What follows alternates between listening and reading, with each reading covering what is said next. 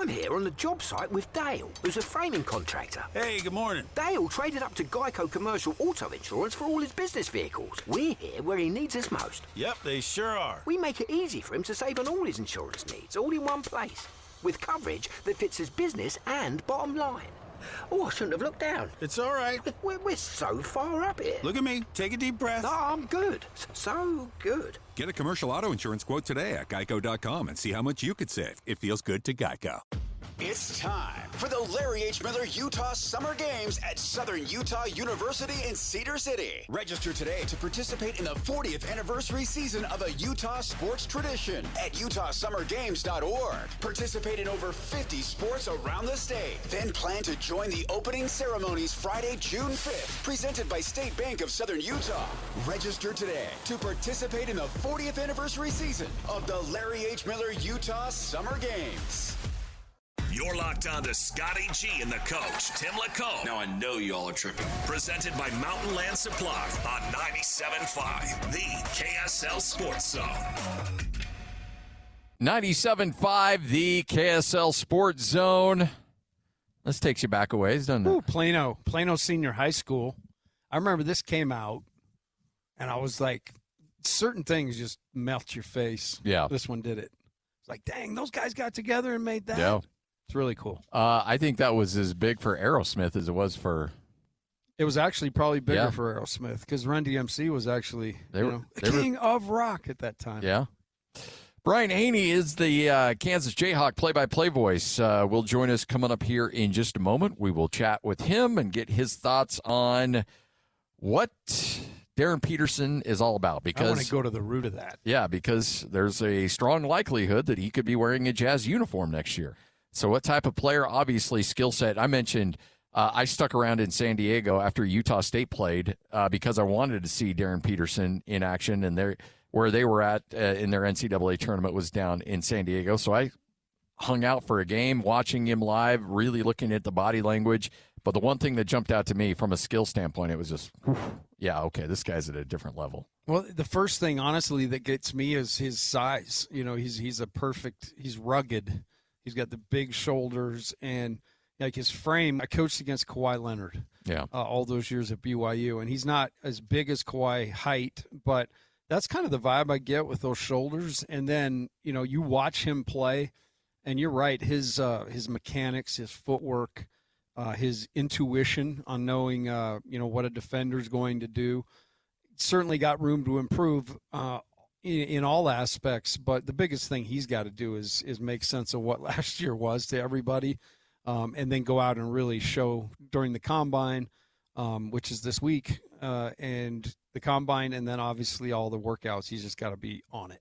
So the Jazz will have every player available to them in workouts. Last year, remember, they couldn't work out everybody. Obviously, Cooper Flagg wasn't going to show up for the Jazz when they were picking 5.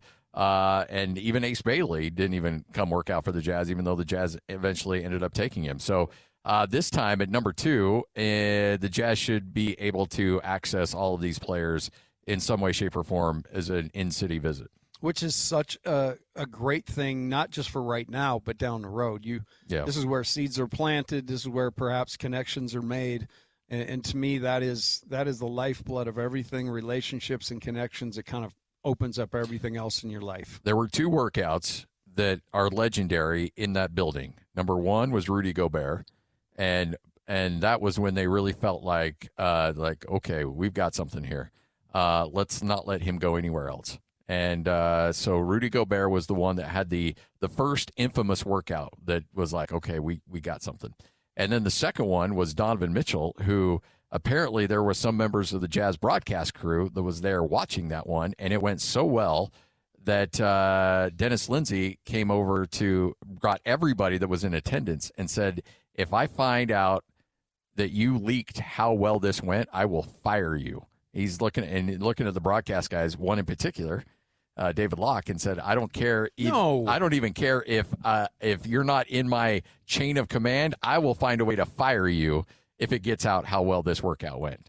And sure enough, the Jazz were able to snag him. And so, yeah, these workouts, they matter. They matter in a big way. They matter. How you come across in the interviews matter. How you carry yourself. I mean, the Cam Whitmore story, he was a guy who was expected lottery. He dropped, and they find out that he had a lot of stuff going on, and, he did not represent himself great in those interviews, and that was probably one of the biggest reasons he slid.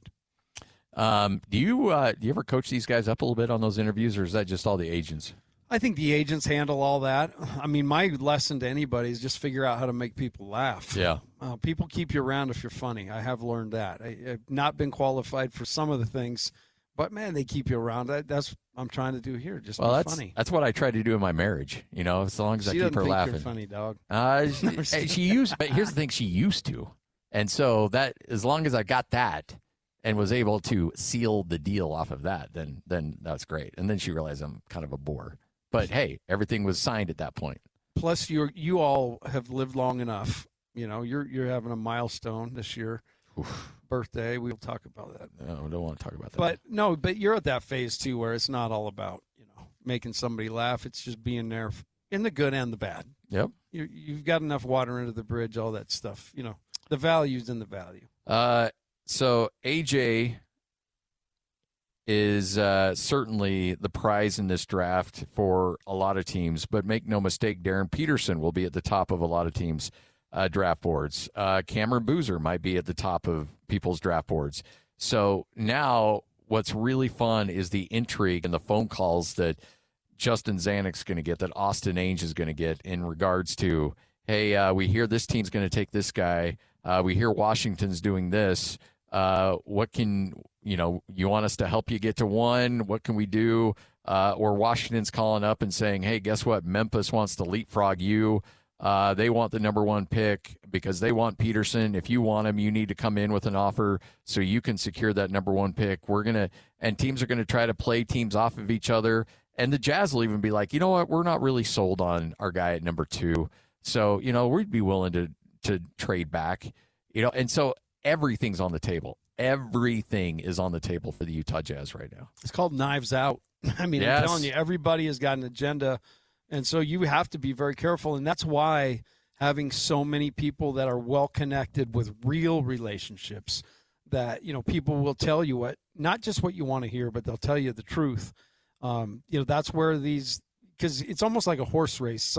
Sometimes these decisions come down to just a minuscule thing that puts, one guy out in front of the other by a nose, literally. And so it's now a battle of how connected are we? How well is our organization run? And I would just say, I know the Angels are so omnipresent in the NBA sphere, but you got to give Justin Zanik and his agency background a ton of credit, because this comes into play huge here, and I know Zanik does a ton of work in that regard. Oh, yeah, no doubt. All right, joining us now, he is the play-by-play voice of the Kansas Jayhawks, Brian Hanni, kind enough to join us. Brian, how are you? Scott, Tim, great to be on with you guys. Thanks for the invitation. I'm doing well.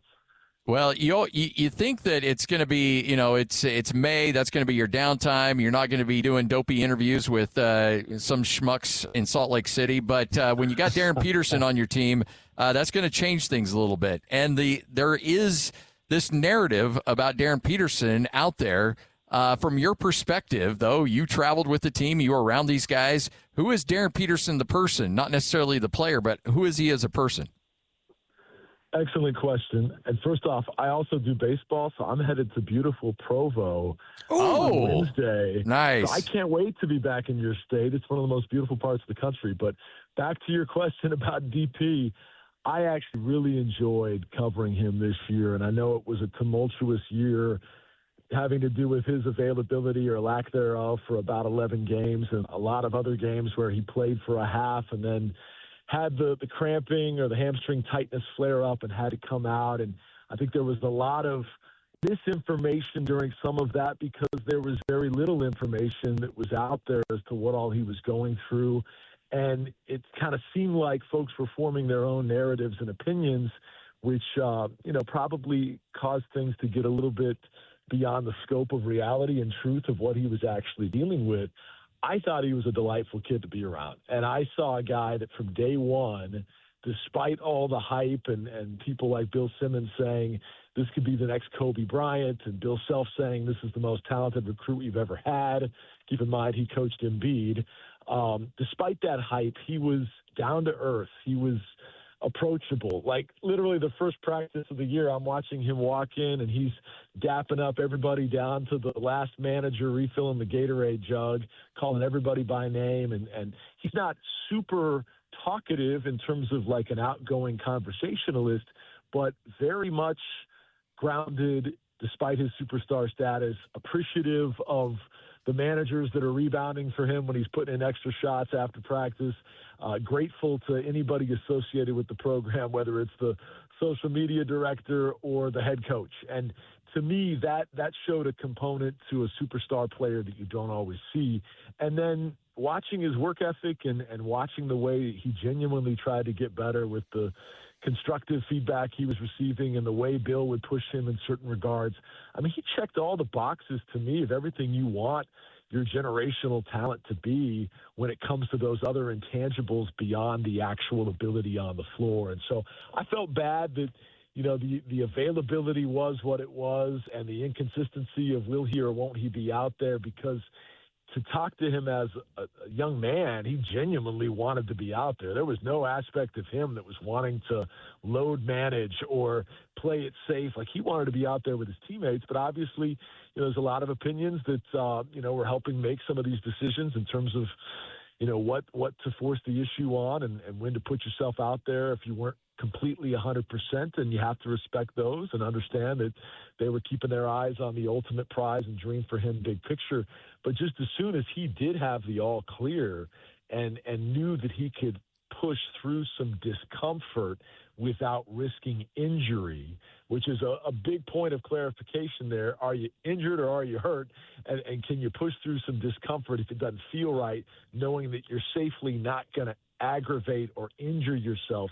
Once he had, you know, those reins kind of taken off and had the confidence to really get after it, you know, we saw a guy that, you know, clearly flashed all that potential and hype that we thought we'd have for the full 5 months. It's unfortunate it didn't come to fruition like we all thought it might, but in terms of the young man that he is, the coachable talent that he is, and just a likable guy to be around no matter what your role on the team is or within the organization is, I give him very high marks, and I genuinely really enjoyed our time with him as a person, no doubt. Brian, first of all, apologies that you have to deal with Greg Wrubell regularly. He's a real pistol, that guy. And I coached at BYU for a bit, so I know Greg well, and I know how to push his buttons. But you know, one of the unique things about your position is you get to see these guys obviously in the performance, and those are the most important times when everybody else gets to see them. But you get to see them also in travel, in a hotel. Are there any indicators that that Peterson, are there any red flags around him, and just in terms of the way he carried himself that would, prohibit anybody from wanting to take the kid, from what you saw from a character perspective? Was everything above board and check all the boxes? Yeah. Not perfect. Well, it looks like we may have lost him there for a second. So we'll try to get him back on. But as you would expect, a glowing review from Brian Hanni on the person that is Darryn Peterson. Well, and I told you before, like these are how these questions go, and that's how pointed they get sometimes. I was just curious, Yeah, for sure. So, Brian, let's talk a little bit more about Darryn Peterson, the player. When he was out on the court, you obviously saw the skill set. You've seen a lot of great talent go through Lawrence, Kansas. Where does he, and I know this isn't a fair question, but from just a sheer talent, athleticism, is he right up there with some of the best you've seen? I think maybe the best comparison, guys, in terms of when he was on and has that ability to just take a game over and put a team on his back. You go past Andrew Wiggins, you go past anybody else in the Self era that would come to mind, and you go all the way back to Paul Pierce. And I know that's high praise because that's a 10-time NBA All-Star and a Hall of Famer and an NBA Finals MVP. But when I think of a guy that could just take a game over, with that killer instinct, the scoring ability to beat you at all three levels. I mean, you saw it in the BYU game head-to-head with DeBonsa when in that first half before the cramping kind of flared up in the second. He wasn't just the best player on the floor. He looked like the best college player in America, with anybody else being a very distant second. He had the rim finish that shook the field house and made it all the way to SportsCenter's #1 play. He had, step-back crossover mid-range jumpers that were falling, the contested threes. He emptied his bag. Our only regret was he just didn't have, the good fortune of a clean bill of health the entire year to turn that as dynamic as anybody I've ever covered at Kansas. And that's where Bill Self and some of the huge compliments that he was heaping on Darryn before he got here came from. I just don't know that Kansas felt like they fully tapped into that level of explosiveness for very much, if more than 10% of while he was here, just because of, some of the health challenges he had early in the year. But obviously he's looking to put all that in the rearview mirror and feels like he's got a handle on it now. And maybe you can see more of that explosive version. But when he's on and he's right, this is as explosive of an individual scorer as we've seen in 30 years of Kansas basketball. And think about all the great pros and all the great teams that Kansas Hoops has produced over the years. And to answer the previous question with just a little bit more context since the phone cut out, nothing to worry about from a character standpoint at all. I started to say before the call got disconnected, it's a day and age in this NIL era that we live in where people have agents, they've got social media managers of their own in some cases, they've got their own PR team and all of that. And, there were some unique additional aspects of Darryn's day-to-day that the modern or the previous student athlete probably didn't have to deal with or report to and that kind of thing. But that just comes with being a generational talent that is as good as we've seen in quite some time, not just in Kansas, but in a draft pool. And so to me, while DeBonsa's numbers were amazing, and he is probably the safer choice, no doubt, based on the games and minutes played and all of that, if you're talking about who has the highest ceiling, and who truly could live up to some of those very lofty comparisons that were heaped upon Peterson from day one, I mean, Darryn is the shoot for the stars type choice here at the #1 pick in the draft that could be a franchise-altering type player. Not to say that DeBonsa couldn't, or Caleb Wilson, or other options, Acuff, they're all going to be guys that could be perennial all-stars in the NBA. But is there a player in this draft that could be, an all-time talent like Darryn Peterson? I think he starts the list, and honestly, there's separation in my mind after him before you get to the next in terms of absolute Hall of Fame talent, absolute franchise-altering type draft pick. I think he can be that, but he's got to have consistent availability on his side, and he and his people feel like they've solved what was ailing him, and if that's the case, look out, because he's got a special fire inside of him in terms of competitive drive, the work ethic, all of that, and then just some natural ability that, quite frankly, feels supernatural compared to what we've seen. And this is at a tradition-rich school that gets McDonald's All-Americans on the regular and gets lottery picks on the regular, too.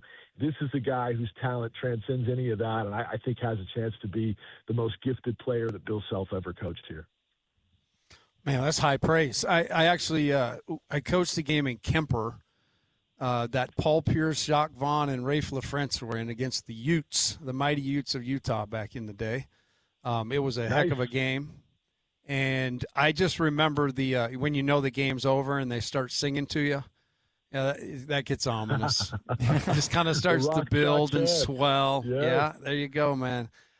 So you spent time. Is this kid a guy who really serious about his craft? My indications with his footwork and the way his handle is so tight. But what kind of work extra is he? Does he have workout guys that come in? Do you see any of that happen? Absolutely. I mean, and he's had his own individual strength training, basketball. Well, it looks like we may have lost Brian again. We'll go ahead and cut him loose. Really good stuff, though, He's from great. Brian Hanni. Man, and glowing report, too. Yeah. So, again, this is the process. From that call, you'd be like, wow, we better take this guy. Yeah, I know. We need Brian Hanni on as much as he possibly can in the Washington, D.C. area doing interviews. Just a glowing report. Just keep talking, and maybe one of those Wizards GM is going to be listening and be like, you know what? Maybe we should go with that guy. I was doing a radio interview in Seattle when there was rumors popping up about Danny Sprinkle taking the Washington job, and we were still in, Utah State was still in the middle of their season, but the rumors were really starting to pick up at that point. And so the guy's like, well, tell me who Danny Sprinkle is. And Danny, I will still consider a really, really good friend. I love Danny, just a good human being. And I said, so from a selfish standpoint, I just said, look, he's got bad hygiene. He's a bad person. He's not good to be around. He treats people poorly. You want no part of this guy. And I don't even want to talk about his pet book and stuff. Yeah. And the host was like, wait, what? I'm like, yeah, I'm joking. He's a great guy, and you'll be lucky to have him. But you gotta put your spin on things. But I'm like, yeah, no, you want no part of this dude. So yeah, we need somebody. We need Greg Wrubell to go on in DC and say AJ DeBonce is a horrible human being and that he should not be anywhere near that organization. And then Haney to go in there and talk Darryn Peterson like he just did, and then maybe we can get things going the way we want it to. Could you imagine Rubes going scorched earth? Oh yeah, I can awesome. Actually, because I've seen it before. He's gone scorched earth on me and many others. He's just a tyrant. I would pay good money to see that because I don't think he's got a tyrannical bone in his body. No, he just gets a little overcooked and serious sometimes about wins and losses, and I give him a hard time about it. But he is the best, old Rubes. Yeah. He is the man. Yeah, he's going to be coming on with us here pretty soon. I know he wants to hop on and chat with you here on The Zone. If the world were like a Sleep Number mattress, everything would adapt for your comfort. Because as your life changes and your body changes, Sleep Number mattresses adapt and shift to give you personalized comfort night after night. And now everything's on sale during our Memorial Day event. Save up to $1,200 on mattresses for a limited time. To experience a whole new world of comfort, visit a Sleep Number store or go to sleepnumber.com. Sleep Number, to a good life's sleep. The best sports radio in Utah is right here, right here. This is Scotty G and the coach, Tim LaCoe, on 97.5, the KSL Sports Zone. 97.5, the KSL Sports Zone. AB caller number 12 right now, 801-575-ZONE. It's PGA Championship week, and we're assigning listeners one of the top 25 players in the world, plus one listener will then get the field. That's right. All you have to do is be caller number 12 right now, 801-575-ZONE. Lloyd will give you a golfer, and then if your golfer ends up winning the PGA Championship, you will win a Copper Rock logo golf bag and a $100 gas gift card, all brought to you by Copper Rock, where the pros play. What would you consider, in all your years of playing golf, the most prestigious golf course you've played? The most prestigious golf course I've played is probably Pelican Hills. Oh, okay. In Newport. Yeah? Yeah. Nice. Played, all the stuff here in Utah. I played some of the... Have you done Pebble? I've never done Pebble. Never had an invite. It's crazy. I don't know many people that are there, or I guess. Yeah, if somebody does. Somebody happens to know. Let's get our faith in humanity restored here. I still like to beg, so I'll throw it out there, and maybe the winds will blow me a trip. Trip to Pebble? Mm-hmm. How often do you go out now? Golf? Oh, man. Last year I broke my wrist, so I didn't play at all. And so I've got to get back out. But I used to play, a lot when I had an opportunity to play a lot in the summertime, but I just don't enjoy it as much now. It takes a lot of time. Everybody else loves to golf. Yeah.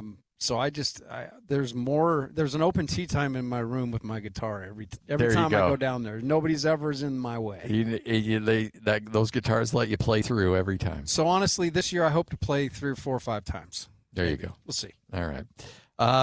So the story of the day, obviously, the Jazz picking number 2 overall. Darryn Peterson got his glowing review, as you would expect from Brian Hanni. Said one of the most could be the most explosive, talented player to come through Kansas in the last 30 years. There's been some good ones that have come through Kansas, too. Well, and I like the comparison. I do feel like, because my take last night, I watched I certainly have a body of work at AJ. I watched every game he played this year, and I know how special he is. I didn't get to see Peterson at his best, and I didn't spend the time last year looking at his high school stuff, so I went back really and dug into that. And I would say, if you can make sense of what happened, and his character's good and he wants to be a part of winning, like, to me, he seems like the actual no-brainer there, too. Danny obviously loves to draft guys that are elite at something. And I will just say this guy he's a shot creator. He can get to a shot, a good secondary ball handler, a guy that can find assists. He's got the frame to be a good defender in the NBA. But really his upside to me is, a guy who can just go get a bucket and, physically he can lower the shoulder on you. He's technique-wise. He can use his footwork to his advantage. But to me, that's just his, that on the face value right now on day one, I would say at 2 that I would pick Darryn Peterson. And that may change over time as we watch guys. I have not dug deep into Caleb Wilson yet. Well, and that's the next one, I think, is Caleb Wilson. And that's the one I think that the very well could be, I could see if Danny Ainge sees a lot out of him. Danny's not going to care if he could get him at 4 or 5. If he's available at 2, he'll just say, "Yeah, let's take him." Or Danny could trade down and get him. But Danny's going to take the best player he thinks is going to help this team, regardless of what you, I, or Joe Schmuckatelli think. He does not care.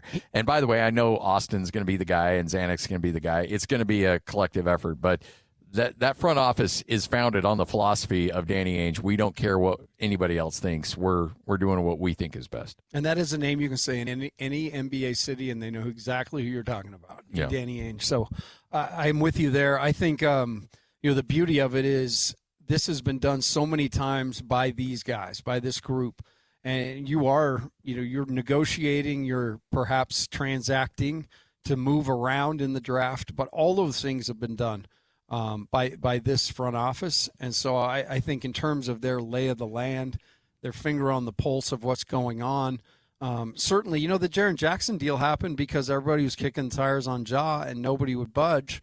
And the Jazz just stayed contact the entire time. And, just, hey, if anything else changes and you want to move somebody else, let us know. And honestly, one of the first calls, they were able to get that thing done in about a 24-hour window. So part of it is just positioning yourself conversationally with the right teams at the right time. And I think that's something the Jazz do a great job of. All right, so I want to throw this out at you. Darryn Peterson just got his measurements at the Combine. And there was a concern about exactly how tall he is. Is he a true 6'4"? Well, barefoot, he was 6'4.5".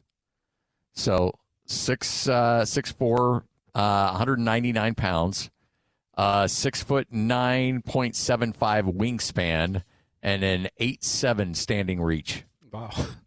That's awesome. No, that's good. So all of these little things, like you keep a checklist and you say, okay, was this accurate? Are we right here? And so that's a big one, because with shoes, obviously, you gain some height, but he's plenty big enough. He's not in that danger range. I feel like Donovan Mitchell, what's really damning for him is he's 6'3", and he can never change that. And so in the guts of a game, when he needs to go perhaps get a bucket, he doesn't necessarily have the physicality to lower the shoulder to get it.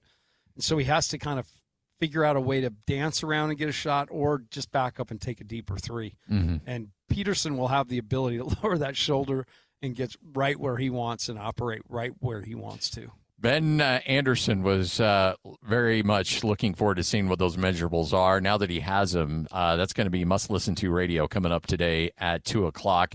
Coach and I will wrap things up on the other side. You're listening to Scotty G and the Coach.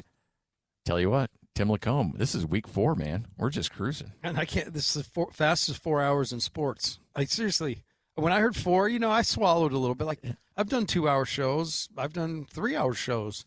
Never done 4. Well, these things fly, man. No big deal. 97.5, the KSL Sports Zone.